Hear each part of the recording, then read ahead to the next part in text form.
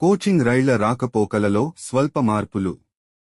వాల్తేర్ డివిజన్లోని కెకె లైన్లో పునరుద్ధరణ పనులకు సంబంధించి భద్రత సంబంధిత ఆధునీకరణ పనుల కారణంగా దంతేవాడలో కింది రైళ్ల రాకపోకలలో స్వల్ప మార్పులు చేశారు. విశాఖపట్నం నుండి 28 జనవరి 2026 నుండి 9 ఫిబ్రవరి 2026 వరకు బయలుదేరే రైలు నంబర్ 58501 విశాఖపట్నం కిరండూల్ ప్యాసింజర్ దంతేవాడ వద్ద స్వల్ప మార్పులు చేశారు. తిరుగు దిశలో ఉన్న కిరండూల్కు బదులుగా రైలు నం.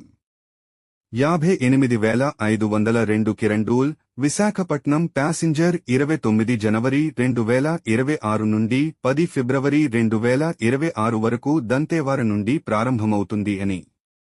ఈ మార్పులను ప్రజలు గమనించి తదనుగుణంగా వ్యవహరించాలని రైల్వే శాఖ తెలియచేసింది.